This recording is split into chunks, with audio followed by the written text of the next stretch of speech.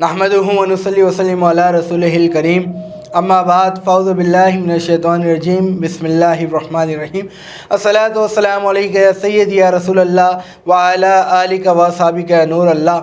तमामी देखने वाले नाज़रीन को एक मरतबा फिर रमज़ान मुबारक की मुबारक सातों में अपनी ट्रांसमिशन नूर रमज़ान में खुशामदीद कहेंगे और तमामी देखने वाले नाज़रीन को आपके मेज़बान बाबर मुग़ल की जानिब से अस्सलामु अलैकुम व रहमतुल्लाहि व बरकातहू। उम्मीद करता हूँ कि आज का रोज़ा आपका खैर आफियत से गुज़र रहा होगा और अफ्तारी की आप लोग तैयारी कर रहे होंगे। जैसा कि नाज़रीन मोहतरम, रोज़ाना आप हमारा प्रोग्राम देख रहे हैं जिसमें बहुत ही खूबसूरत अंदाज में इल्मी गुफ्तगू और मारूफ शनाख्वा हज़रात अपनी अक़ीदत पेश फरमा रहे हैं। आज भी इसी तरीके से हमारे प्रोग्राम में तशरीफ़ फरमा हैं आलम इस्लाम के मशहूर मारूफ आलम दीन हज़रत अल्लामा मौलाना दुर मोहम्मद नक्शबंदी साहब। अस्सलामु अलैकुम। वालेकुम अस्सलाम व रहमतुल्लाहि व बरकातहू। अल्लामा साहब कैसे हैं? करम मालिक, आप सुनाए खैरियत? अल्लामा साहब रोज़े कैसे गुजर रहे हैं? अल्हम्दुलिल्लाह बहुत अच्छे।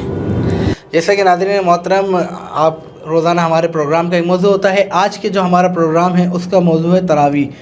रमज़ान मुबारक की बाबरकत लम्हात में तरावी एक ऐसा जुज़ है जो हर रोज़ नमाज इशा के बाद 20 रकात पढ़ी जाती हैं। उसी सिलसिले में आज अल्लामा साहब तशरीफ़ फरमाए हैं, इसी हवाले से गुफ्तगू करेंगे। अल्लामा साहब, तरावी की फ़जीलत क्या है? बिस्मिल्लाहिर्रहमानिर्रहीम। हदीस मुबारक में आता है, सरवर दो आलम सल्लल्लाहु तआला अलैहि वसल्लम ने इरशाद फरमाया कि मन साम रमज़ान ईमानन व इहतिसाबन फ़क़द गुफ़िर लहू मा तक़द्दम मिन ज़ंबिही, कि जो शख्स रमज़ान मुबारक में सवाब की नीयत से ईमान की हालत में रोज़ा रखता है तो ये रोज़ा उसके लिए मग़फ़िरत का ज़रिया है।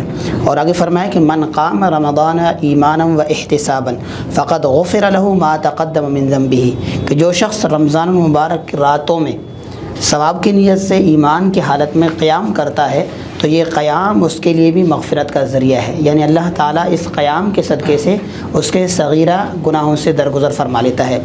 और वैसे भी आपने सुना होगा, पढ़ा होगा कि रमज़ान मुबारक में जो सवाब है वो कई गुना बढ़कर है। जैसे कि हदीस मुबारक में आता है कि आम दिनों में जब आप एक नफ़िल पढ़ते तो एक नफ़िल है, और जब आप रमज़ान मुबारक में वो एक नफ़िल अदा कर लेते हैं तो वो फ़र्ज़ के बराबर है, और जब रमज़ान मुबारक में आप एक फ़र्ज़ अदा करते हैं तो वो 70 फ़र्ज़ों के बराबर है। तो यकीनन इस बाबरकत महीने में जो भी इबादत है उसको दुगना सवाब है। तो तरावी की नमाज यकीनन जो लोग पढ़ते हैं, जैसे कि हदीस में आया है कि उनके लिए मग़फ़िरत का ज़रिया है, तो इसकी बड़ी सवाब है और बहुत ही ज़्यादा इसके सवाब है।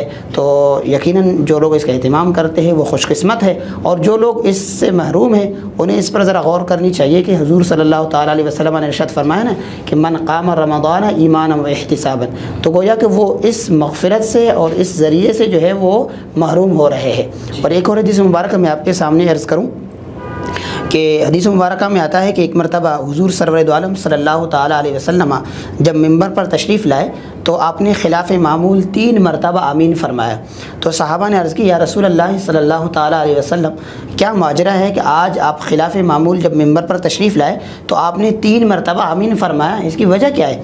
तो हुज़ूर सरवर दो आलम सल्लल्लाहु ताला अलैहि वसल्लम ने इरशाद फरमाया कि जिस वक्त मैं मिंबर पर आया हूँ, पहली सीढ़ी पर जैसे ही मैंने कदम रखा तो जिब्राइल अमीन मेरे पास आए और अर्ज़ करने लगे, या रसूल अल्लाह सल्लल्लाहु ताला अलैहि वसल्लम, हलाक हो जाए वो शख्स कि जिसने रमज़ान मुबारक के महीने को पाया और अपने लिए निजात का ज़रिया नहीं बनाया। और फिर जैसे ही दूसरी सीढ़ी पर मैंने कदम रखा तो जिब्राइल अमीन मेरे पास आया और अर्ज़ करने लगे, या रसूल अल्लाह, हलाक हो जाए वो शख्स कि जिसने वालिदैन में से दोनों को या किसी एक को पाया और अपने लिए उनको ज़रिए नजात नहीं बनाया। और जैसे ही मैंने तीसरी सीढ़ी पर कदम रखा तो फिर जिब्राइल अमीन ने आकर अर्ज़ की कि या रसूल अल्लाह सल्लल्लाहु ताला अलैहि वसल्लम, हलाक हो जाए, बर्बाद हो जाए वो शख्स कि जिसके सामने आपका ज़िक्र हो और वो आप पर दुरूद पाक नहीं पढ़े।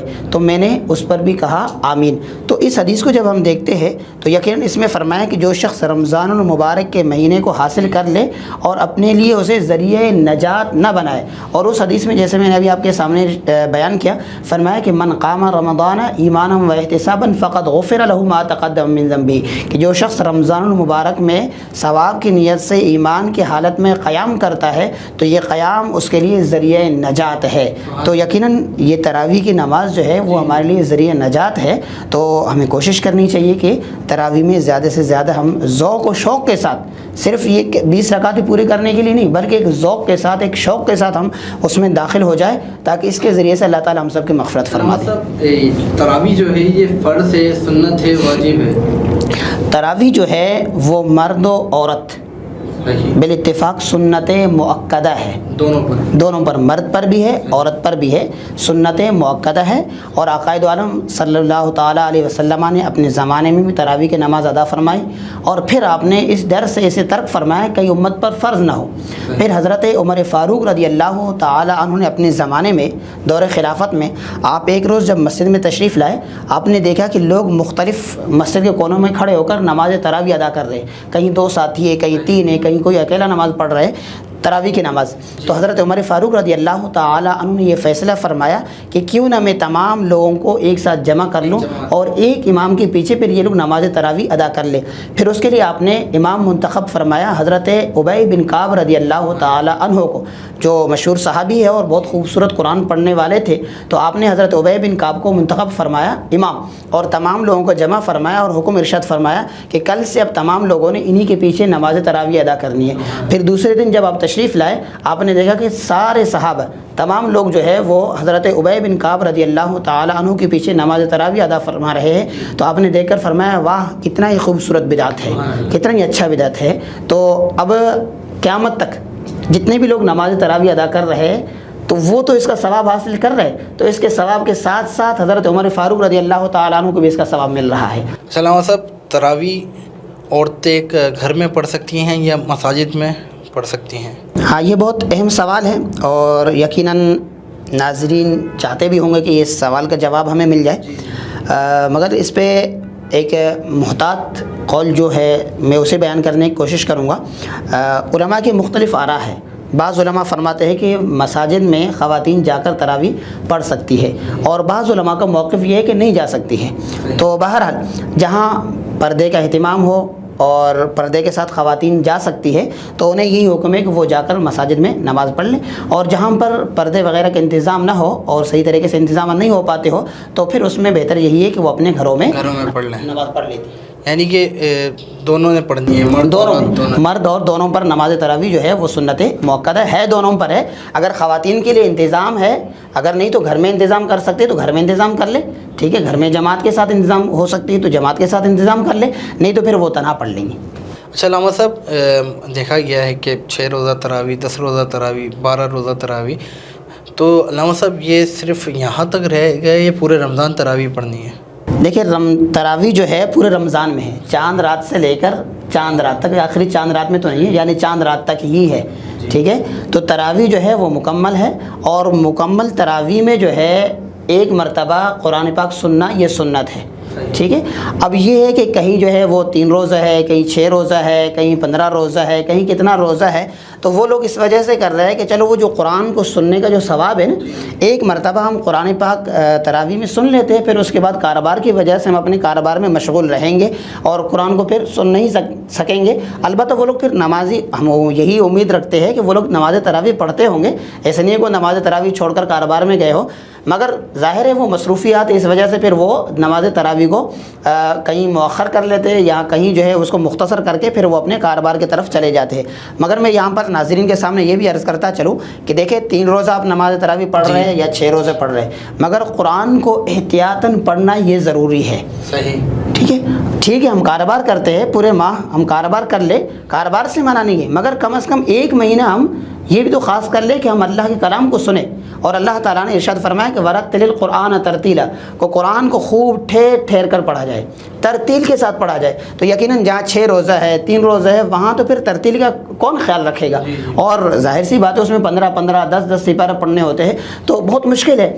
تو اس لیے کوشش کریں ہم کہ یہ مہینہ کم از کم 1 سے 2 گھنٹہ ہم نکال کر ایک ایسے قاری کے پیچھے, ایک ایسے امام کے پیچھے نماز تراویح ادا کر لے کہ جہاں کم از کم ہم قرآن کو سکون کے ساتھ سن لے اور اطمینان کے ساتھ ہم قرآن کو سن کر نور قرآن سے اپنے آپ کو منور کر سکے, اور قرآن کی جو رحمتیں ہے, جو قرآن کی برکتیں ہے, ہم انہیں حاصل کر سکیں۔ یقیناً اللہ کے رحمتوں کا نزول ہے اور یہ ماہ رمضان المبارک ہے، تو اس میں اگر ہم قرآن کو سنیں گے اور دل لگی سے سنیں گے، اور کم از کم یہ ایک مہینہ ہے اس میں ہم یہ غور کریں کہ اللہ تعالیٰ قرآن مجید میں ہم سے کیا فرما رہا ہے۔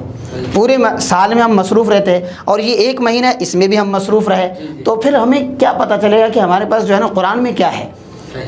تو ہمیں غور کرنے کی ضرورت ہے کہ ہم میں سے کتنے لوگ ہیں جو قرآن کو سمجھنے کی کوشش کرتے ہیں، اور کتنے لوگ ہیں جو قرآن کو خود پڑھ سکتے ہیں۔ اگر ہم قرآن کو نہیں پڑھ سکتے ہیں تو اس پر بھی ہمیں غور کرنے کی ضرورت ہے، اور اگر ہم قرآن کو نہیں سمجھ سکتے، جہاں درس قرآن وغیرہ کا اہتمام ہے، تو ناظرین کو چاہیے کہ وہاں پر بیٹھ کر کم از کم سن لے کہ اللہ تعالیٰ نے قرآن مجید میں ہمیں کیا حکم ارشاد فرمایا ہے اور ہمیں کس طریقے سے اپنی زندگی کو بسر کرنی چاہیے۔ دیکھیں آج جو ہے ہر بندہ پریشان ہے، ہر بندہ پریشان ہے، اور پریشانی کی وجوہات بھی سب کے سامنے ہے، اور اس کی مین وجہ یہی ہے کہ ہم نے اپنے قرآن کو اور احکامات الہی کو ہم نے چھوڑ دیا ہے۔ تو آج اس پر ہمیں غور کرنے کی ضرورت ہے۔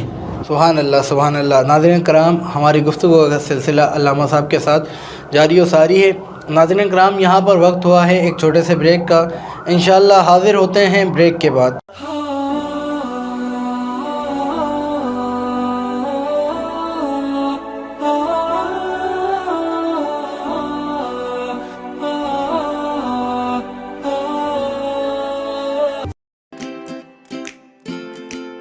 Faber Fusion is a company run by clinicians. When we are looking at a patient, we are looking at the patient's medical needs first. Patient is in the comfort of his or her home.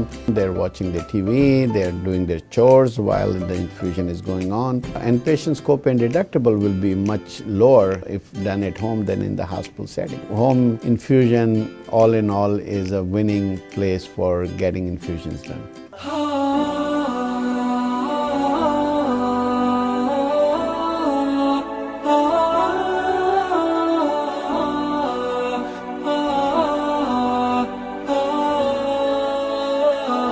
Welcome back ناظرین، ایک مرتبہ پھر آپ کو رمضان المبارک کی خصوصی transmission نور رمضان میں خوش آمدید کہتے ہیں۔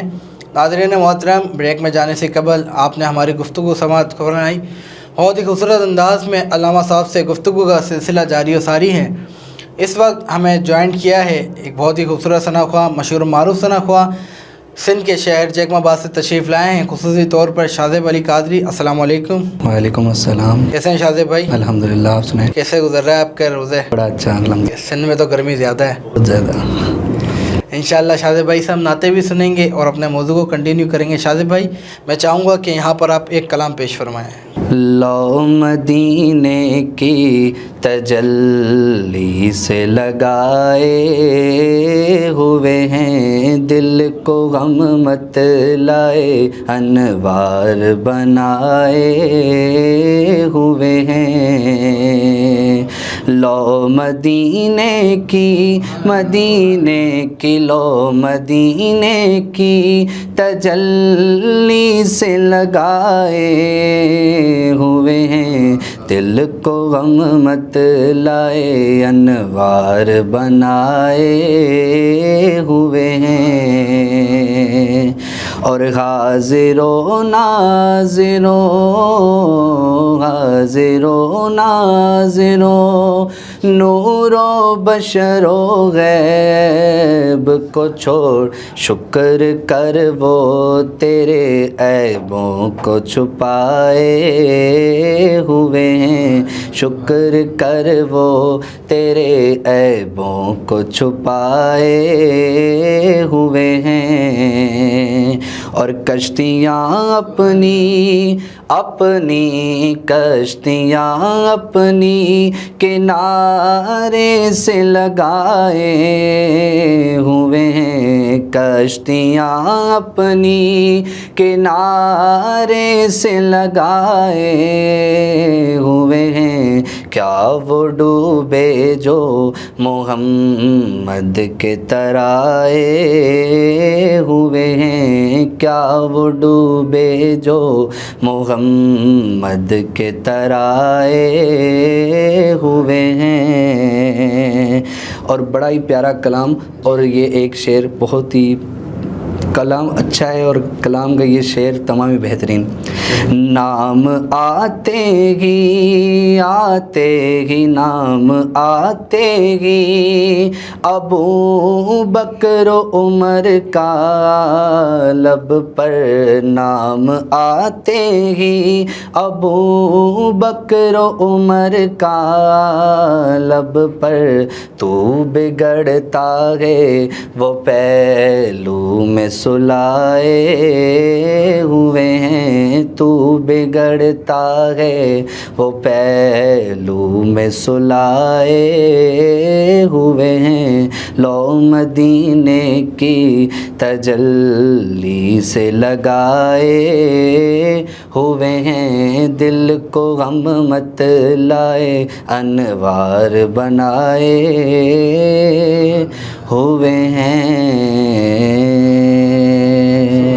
سبحان اللہ سبحان اللہ. بہت ہی خوبصورت انداز میں ہمارے مہمان ثنا خواہ جو کہ جیکب آباد سے تشریف لائے ہیں، شاہ زیب علی قادری نے بہت ہی خوبصورت انداز میں پیر نصیرالدین شاہ صاحب کا کلام پیش فرمایا. اللہ پاک سے دعا ہے کہ اللہ پاک ان کی آواز میں اور برکت عطا فرمائے، ان کو اور کامیابیاں اور عروج عطا فرمائے. انشاءاللہ ہم چلیں گے اپنے موضوع کی جانب. تراویح کے لیے ہمارا موضوع چل رہا تھا. علامہ صاحب بریک میں جانے سے قبل جیسے کہ آپ نے ذکر کیا کہ جو 3 روزہ 5 روزہ 6 روزہ تراویح ہوتی ہے تو اس کے اندر 10 سپارے 6 سپارے پڑھنے ہوتے، تو لازمی بات ہے کہ اسپیڈ میں پڑھے جائیں گے تو اس کا تسلسل نہیں ہوتا. تو علامہ صاحب یہ اسپیڈ میں سننا بہتر ہے یا ایک تحمل کے ساتھ سنا جائے قرآن پاک وہ زیادہ بہتر ہے؟ بسم اللہ الرحمن الرحیم. جیسے کہ میں ابھی عرضی کر رہا تھا کہ دیکھیے اللہ تعالیٰ نے ہم سے یہی فرمایا کہ قرآن کو سمجھو، اور ہمیں ہر ایک کو یہی غور کرنے کی ضرورت ہے کہ ہم قرآن کو سمجھیں. اور جہاں 6 روزے 3 روزے وغیرہ ہوتے تو آپ نے دیکھا ہوگا کہ جب امام صاحب اللہ اکبر کرتے تو پیچھے لوگ جو ہے نا بیٹھ کر چائے پی رہے ہوتے ہیں، اور جیسے ہی ہم سب رکوع میں چلتے ہیں تو سارے جو ہے نا وہ بھاگ کر رکوع میں پہنچ جائیں گے. اور پھر اس کے بعد جو ہے نا دوسری رکعت میں امام صاحب مختصر تلاوت کرتے ہیں، اور پھر اس کے بعد جو ہے وہ سلام پھیر دیا. پھر لوگ اس طریقے سے بیٹھک لگا کے پیچھے بیٹھے ہوتے، امام صاحب اور ان کے ساتھ 4 آدمی یا 5 آدمی کھڑے ہو کر نماز تراویح ادا کر رہے ہوتے. جب 5 روزے جب چل رہے ہوتے تو انہی کے لیے اللہ تعالیٰ نے قرآن مجید میں ارشاد فرمایا وَإِذَا قَامُوا إِلَى الصَّلَاةِ قَامُوا كُسَالَىٰ، کہ بعض ایسے لوگ بھی ہوں گے جو نماز میں کھڑے ہوں گے مگر سستی کے ساتھ کھڑے ہوں گے، اسے منافقوں کا نماز کہا گیا. تو ہمیں اس سے گریز کرنی چاہیے. اور اگر ٹھیک ہے کہیں ہم پڑھتے ہیں 3 روزہ 6 روزہ تو ہم شروع سے امام کے ساتھ رہے اور آخر تک امام کے ساتھ رہے، اور قرآن کو غور و فکر کے ساتھ سننی چاہیے. ٹھیک ہے، اگر 6 روزے کے ہم بالکل اسے بعض علماء نے تو منع بھی فرمایا ہے کہ اس میں نہ کرے، مگر اگر کہیں 6 روزہ 3 روزہ ہے بھی صحیح تو اس میں بھی ہمیں کم از کم امام کے ساتھ رہنا چاہیے. اور اگر ایسا نہیں کر سکتے تو بہتر یہی ہے کہ ہم جو ہے وہ قرآن کو ٹھہر ٹھہر کر پڑھیں اور ٹھہر ٹھہر کر ہی قرآن کو سننے کا اہتمام کریں کہ اللہ تعالیٰ ہم سے کیا فرما رہا ہے. کیونکہ اللہ تعالیٰ نے قرآن مجید ہمیں دیا ہے اس پر غور و فکر کرنے کے لیے، اور یقیناً یہی قرآن ہمارے لیے رشد و ہدایت ہے، اور قیامت تک یہی ہمارے لیے ذریعہ نجات بھی ہے اور ہمارے لیے رشد و ہدایت بھی ہے.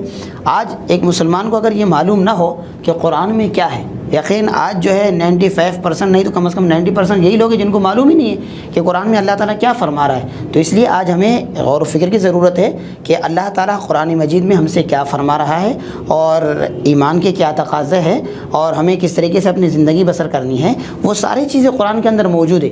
آج ہم مصنوعات کی طرف جا رہے ہیں، قرآن کو چھوڑ کر ہم دوسری چیزوں کی طرف جا رہے ہیں. جسے اللہ نے فرمایا کثراب بقیعۃ یحسبہ الظمآن ماء، جیسے کہ پیاسا جانور جو ہے ریت کے اوپر چمک کو دیکھ کر پانی سمجھ کر اس کے پیچھے بھاگ رہا ہے. آج ہماری مثال بھی ایسی ہے. آج ہم غیر کو دیکھ کر قرآن کو چھوڑ کر غیر کے پیچھے بھاگ رہے. آج ہمیں چاہیے کہ ہم بحیثیت مسلمان قرآن کو لے لیں اور قرآن کا مطالعہ کریں، قرآن کو غور سے پڑھیں تو ہمیں سب کچھ پتہ چل جائے گا قرآن میں اللہ نے ہمیں کیا. پڑھ رہے ہیں لیکن قرآن سمجھ نہیں رہے. قرآن پڑھ رہے یقیناً جیسے آپ نے فرمایا قرآن ہم پڑھتے ہیں مگر سمجھنے کی کوشش نہیں کرتے ہیں. یاد رکھیے گا قرآن کو سمجھنا پڑھنے سے زیادہ افضل ہے. قرآن کو سمجھنا، اگر ایک آدمی ہے روزانہ 1 سپارہ تلاوت کر رہا ہے اور ایک آدمی وہ ہے جو 1 آیت تلاوت کرتا ہے مگر اس کے پورے تفاسیر کو سمجھنے کی کوشش کرتا ہے، تو وہ جو 1 آیت ہے جس کو سمجھ کے جو پڑھ رہا ہے وہ 1 سپارہ تلاوت کرنے والے سے افضل ہے. صحیح. علامہ صاحب جیسا کہ آپ نے کہا تو جو قرآن پاک رمضان المبارک میں دیکھا گیا لوگ سمجھ کے نہیں پڑھتے، ایک اسپیڈ لگ رہی ہوتی ہے کہ 8 قرآن میں نے پڑھ لیے 10 قرآن میں نے پڑھ لیے، تو اس کے بارے میں کیا کہیں گے؟ وہی میں نے ابھی آپ کے سامنے عرض کی.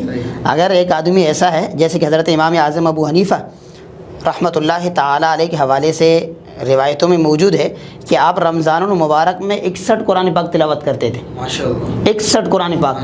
ایک جو ہے قرآن پاک آپ دن میں پڑھتے تھے, ایک قرآن پاک آپ رات میں تہجد میں پڑھا کرتے تھے, اور ایک قرآن پاک آپ جو ہے وہ نماز تراویح میں پڑھتے تھے. تو روزانہ ایک قرآن پاک روزانہ اور ایک قرآن رات میں, تو یوں 30 دن میں اور 30 رات میں, یہ 60. اور ایک قرآن پاک آپ جب رات میں تراویح میں پڑھا کرتے تو 61 قرآن پاک. حضرت امام اعظم ابو حنیفہ 61 قرآن پاک تلاوت کیا کرتے تھے. تو چلو سمجھنے کے بجائے جو لوگ قرآن پڑھ رہے 6 قرآن 7 قرآن, انہیں بھی ہم اس پر جو ہے داد تحسین پیش کرتے ہیں, کم سے کم قرآن پاک کی تلاوت کر رہے ہیں اور اس معمول کو جاری رکھیں. مگر ان کے لیے میں یہی عرض کروں گا, ان کے لیے یہی پیغام ہے کہ جہاں آپ قرآن کو زیادہ سے زیادہ تلاوت کر رہے ہیں تو وہیں پر آپ اسے سمجھنے کی بھی کوشش کر لیں. ہاں اگر وہ ایسے افراد ہیں جو واقعی قرآن کے سمجھنے والے ہیں اور قرآن کے حاملین میں سے ہے, علماء میں سے, اگر وہ اس انداز سے قرآن کو پڑھ رہے ہیں تو ہم ان کو خراج تحسین پیش کرتے ہیں. واقعی ان کا یہ بہت اچھا عمل ہے. اللہ تعالیٰ ہمیں بھی ان کے صدقے سے قرآن پاک تلاوت کرنے کی توفیق عطا فرمائے. تراویح جو ہے مسجد میں پڑھنا تو افضل ہے. اگر کوئی شخص گھر میں اہتمام کرتا ہے گھر میں تراویح تو اس میں کوئی حرج نہیں ہے, بالکل جائز ہے. مگر جو مسجد میں نماز پڑھنے کی ثواب ہے وہ گھر میں اس سے محروم رہے گا. ویسے جو ہے نارملی گھر میں اہتمام کرنا نماز تراویح کے لیے اس میں کوئی حرج نہیں ہے, جائز ہے. مگر صرف یہ کہ ثواب میں کمی ہے, کیونکہ مسجد میں نماز پڑھنے کا ثواب ہے اور وہاں وہ اس ثواب سے محروم رہیں گے. سبحان اللہ سبحان اللہ. ناظرین کرام, ہماری گفتگو کا سلسلہ علامہ صاحب کے ساتھ جاری و ساری ہے. ناظرین کرام, یہاں پر وقت ہوا ہے ایک چھوٹے سے بریک کا. انشاءاللہ حاضر ہوتے ہیں بریک کے بعد.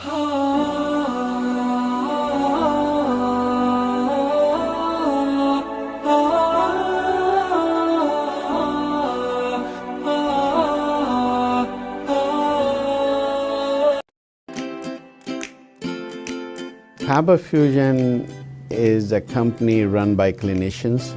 When we are looking at a patient, we are looking at the patient's medical needs first. Patient is in the comfort of his or her home. They're watching the TV, they're doing their chores while the infusion is going on. And patient's copay and deductible will be much lower if done at home than in the hospital setting. Home infusion, all in all, is a winning place for getting infusions done.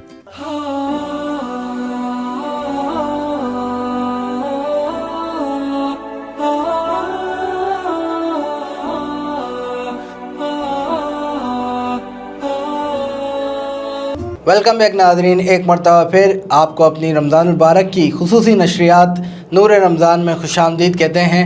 ناظرین کرام, break میں جانے سے قبل ہماری گفتگو کا سلسلہ علامہ صاحب کے ساتھ جاری ساری تھا, اور ہمارے ساتھ ایک اور مہمان جیکما آباد سے تشریف لائے ہوئے ہیں, شاذب علی قادری تشریف فرما ہیں. انشاءاللہ ان سے بھی گفتگو کرتے ہیں. شاذب بھائی کیسے ہیں؟ الحمدللہ, آپ سنیں خیریت سے؟ شاذب بھائی, آپ کب سے نعت پڑھ رہے ہیں؟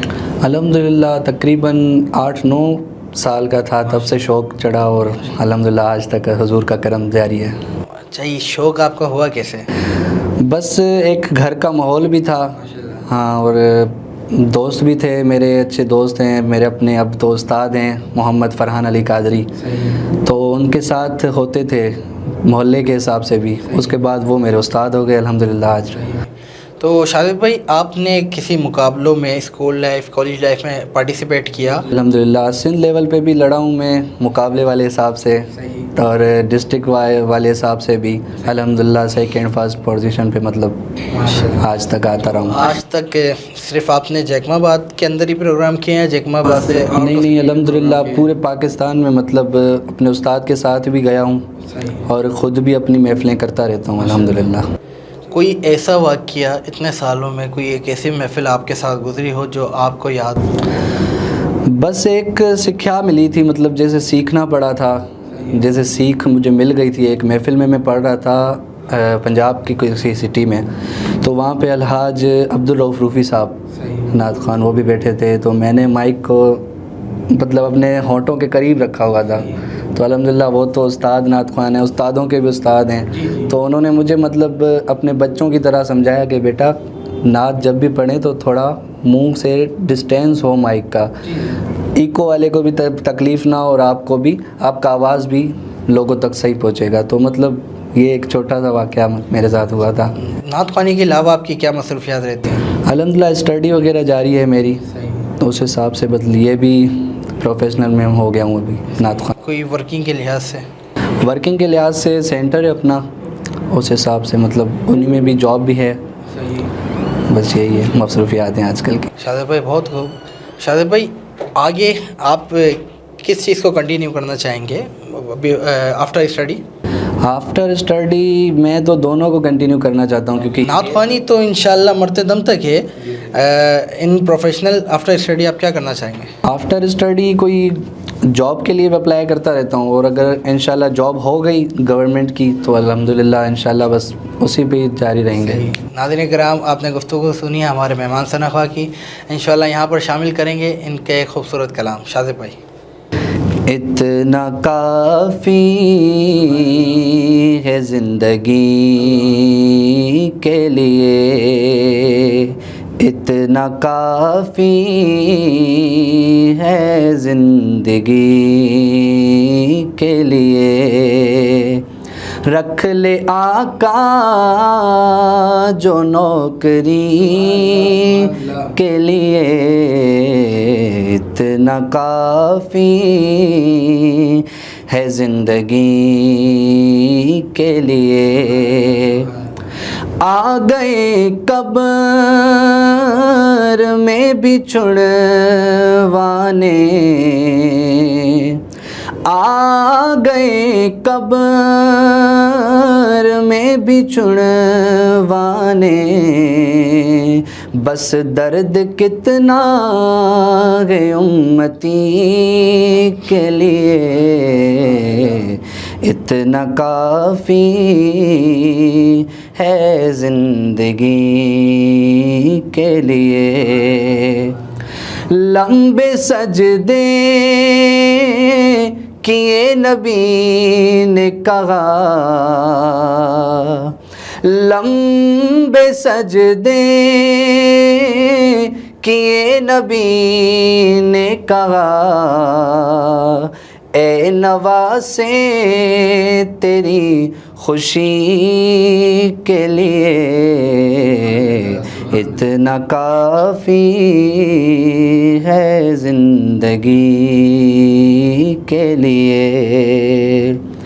اور دید مانگی ہے ان کی حاکم،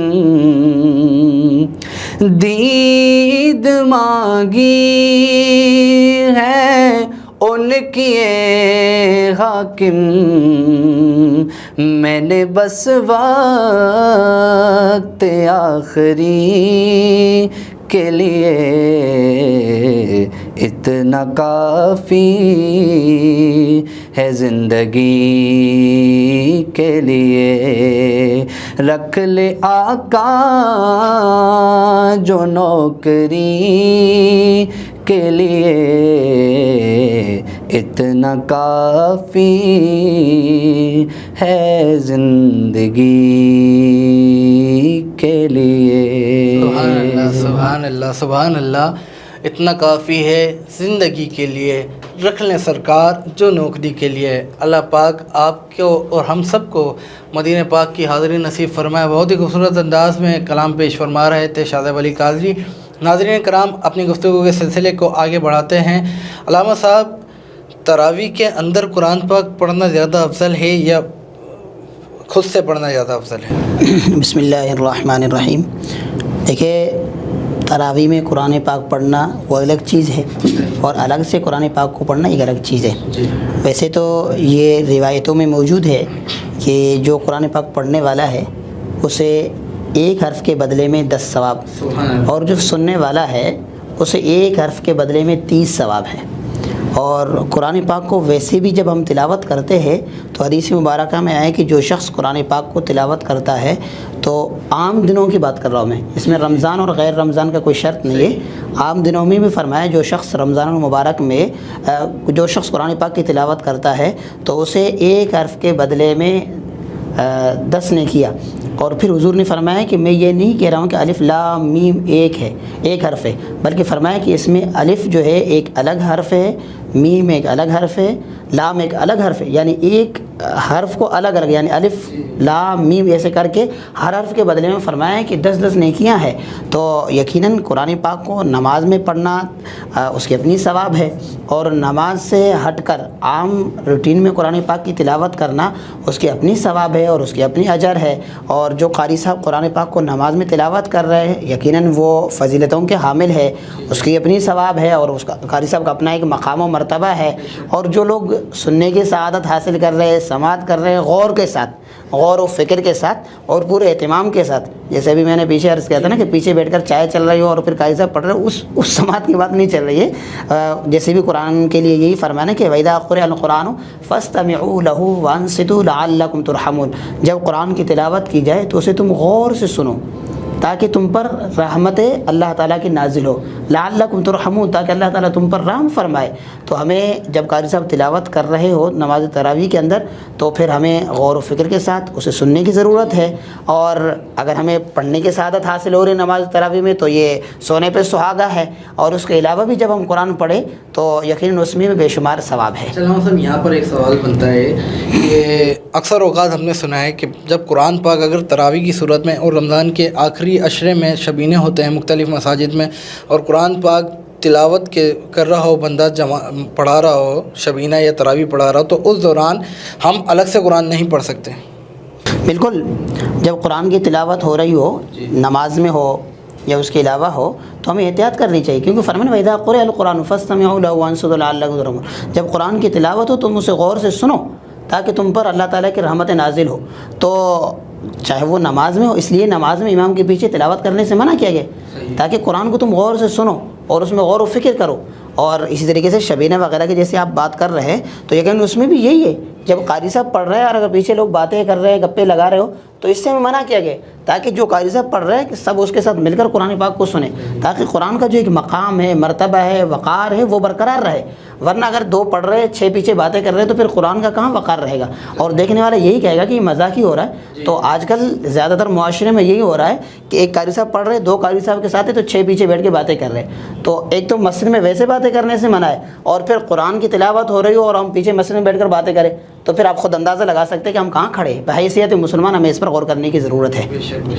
اچھا علامہ صاحب، جیسے تراویحیں چل رہی ہیں، اب پورا قرآن پاک بندہ مکمل کر رہا ہے، اب بیچ میں کوئی اس کی تراویح رہ جاتی ہے کسی دن کی، یا جیسے 20 رکعتیں ہیں بندہ شامل ہوتا ہے 12ویں رکعت سے یا 15ویں رکعت سے، تو وہ پھر آگے کی جو اس کی رکعتیں رہ گئی وہ کیسے کنٹینیو کریں؟ جی بسم اللہ الرحمن الرحیم۔ اگر کوئی شخص درمیان نماز میں آ جائے تو سب سے پہلے تو اسے اپنی فرض ادا کرنے کی ضرورت ہے، جو عشاء کی فرض ہے اگر اس نے ادا نہیں کی ہے اور نماز تراویح چل رہی ہو تو ایسا نہیں ہے کہ وہ مسجد میں داخل ہو گیا اور تراویح کے بیچ میں ہی آ کر اللہ اکبر امام صاحب کے ساتھ مل جائے، ایسا نہیں ہے، بلکہ وہ سب سے پہلے آ کر اپنی عشاء کی جو 4 رکعت ہے اسے فرض کو ادا کر لے گا، فرض ادا کرنے کے بعد جو ہے پھر جو ہے وہ امام تراویح کے ساتھ مل جائے گا۔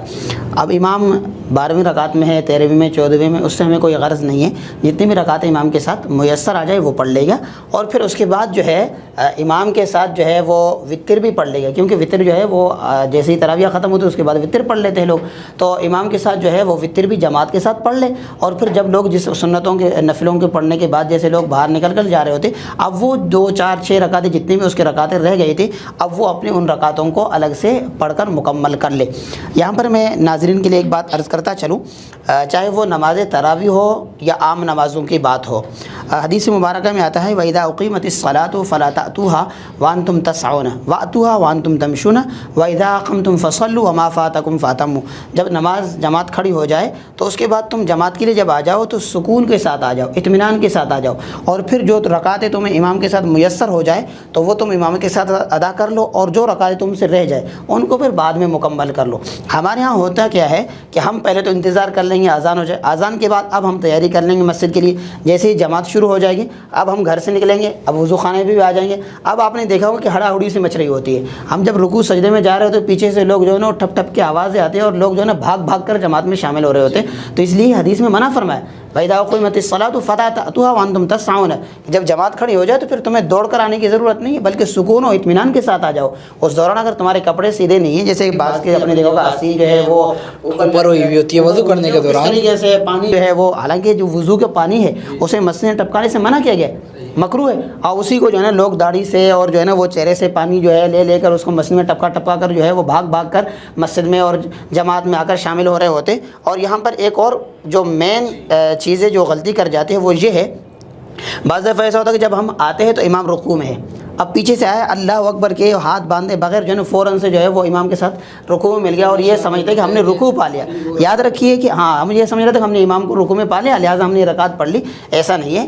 بلکہ امام کے جب امام رکوع میں ہو، ٹھیک ہے، اب جب پیچھے سے آ جائے تو آپ اللہ اکبر کہے، اور اس کے بعد جو ہے نا ہاتھوں کو باندھنا تو سنت ہے. اگر آپ ہاتھوں کو چھوڑے رکھتے ہیں یا ہاتھ باندھتے تو کم از کم ایک اللہ اکبر کے مقدار کے برابر کھڑا ہونا یہ بھی ضروری ہے.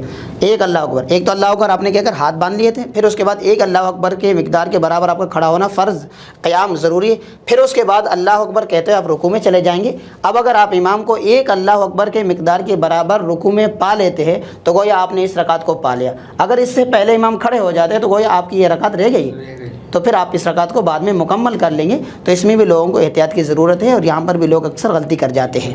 سر آداب مسجد میں یہ بھی آتا ہے کہ اکثر اوقات دیکھا گیا ہے جمعے کی نماز میں یا کوئی نماز ہو تو لوگ کچھ ایسے ہوتے ہیں کہ پہلی صف میں پہنچنا ہے، اب وہ 10 صفیں لگی ہوئی ہیں، وہ ایک دوسرے کے اوپر سے چھلانگیں مار کے آگے پہنچنا ہے. ہاں بالکل، آپ نماز جمعہ کی بات کر رہے ہیں، چاہے وہ نماز جمعہ ہو، نماز تراویح ہو، نماز عید ہو، یا صلاۃ التہجد ہو، صلاۃ الاوابین ہو، کوئی بھی نماز ہو، تو اس میں حکم یہی ہے آپ پہلے آئیے، پہلے پائیے. اور پہلی صف کی جو فضیلت ہے وہ حضور نے فرمایا کہ اگر میں پہلی صف کی فضیلت کو لوگوں کے سامنے بیان کر دو تو تم لوگ جو ہے پہلے صف میں بیٹھنے کے لیے لڑو.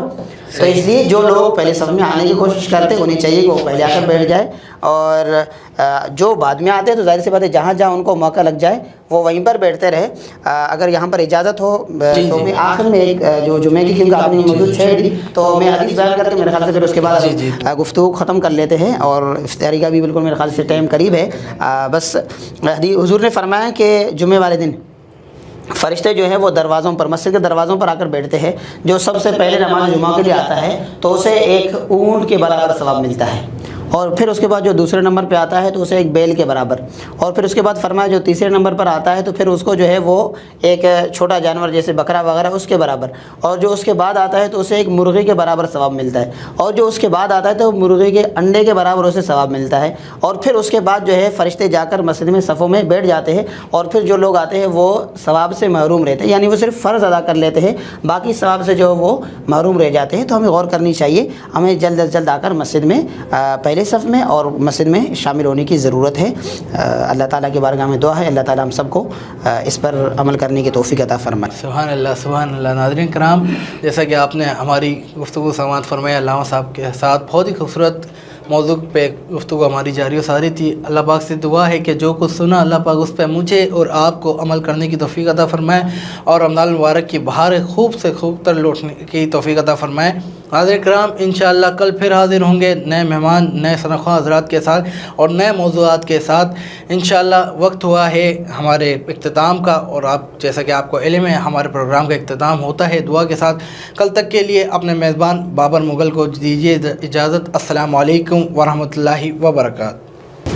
آمین. اللہم صلی علی سیدنا مولانا محمد وعلی آلہ واصحاب سیدنا و مولانا محمد وبارک وسلم.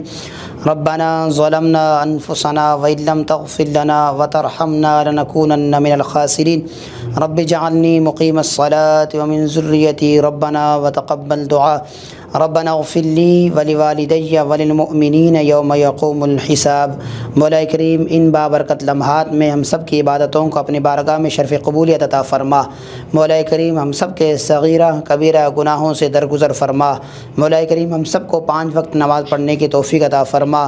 مولا کریم ہم سب کو رمضان المبارک کے ان بابرکت لمحات میں مولا کریم زیادہ سے زیادہ برکتیں اور رحمتیں سمیٹنے کی توفیق عطا فرما. مولا کریم ہم سب کے روزوں کو اپنے بارگاہ میں شرف قبولیت عطا فرما. مولا کریم ہم سب پر اپنی رحمت نازل فرما. مولا کریم ہم سب کے والدین پر اپنی رحمت نازل فرما. وصلی اللہ تعالی علی خیر خلقہ محمد وعلی آلہ واصحابہ اجمعین برحمتک یا ارحم الراحمین.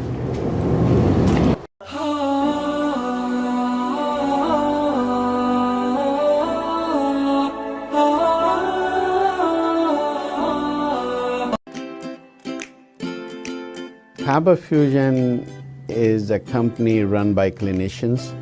When we are looking at a patient, we are looking at the patient's medical needs first. Patient is in the comfort of his or her home. They're watching the TV, they're doing their chores while the infusion is going on. And patient's copay and deductible will be much lower if done at home than in the hospital setting. Home infusion, all in all, is a winning place for getting infusions done. It is a heartening fact that you may obtain the best return on investment from your knowledge. You can progress by taking one step at a time every day and getting the greatest outcomes.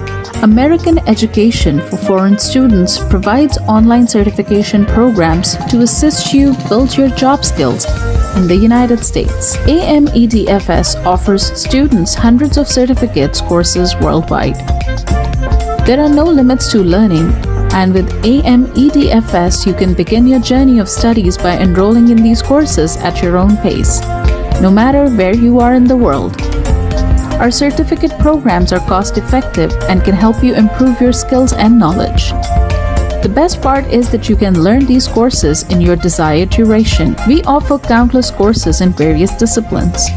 Many courses are available, including business, information technology, programming, and project management. Our mission is to make high-quality education accessible globally. For more information, visit our website www.amedfs.com or call us on 1909-5762-982.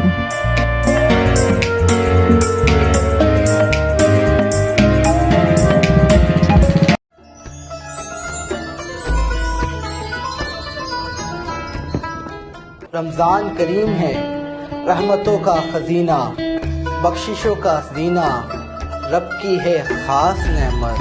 اس رمضان ہم لا رہے ہیں آپ کے لیے ایک روحانی روح پرور رمضان ٹرانسمیشن نور رمضان۔ عشرہ رحمت میں ہم تلاش کریں گے رب العالمین کی رحمتیں، عشرہ مغفرت میں مانگیں گے رب کے حضور مغفرت کی دعا، اور عشرہ نجات میں پائیں گے جہنم سے آزادی۔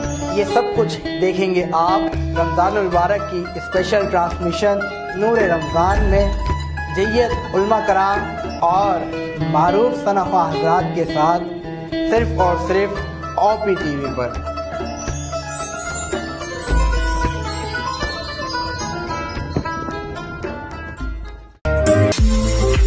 OPTV is now available on Roku. Please tune in to Roku.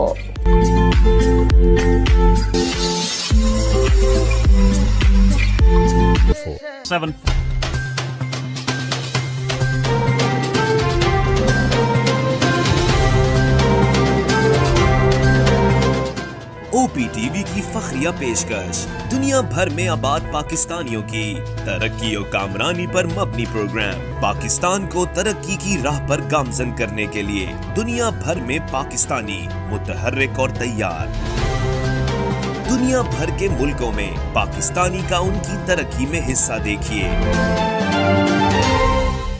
بین الاقوامی منظر میں پاکستانیوں کا سماجی، سیاسی، تجارتی اور مذہبی امور میں بھرپور کردار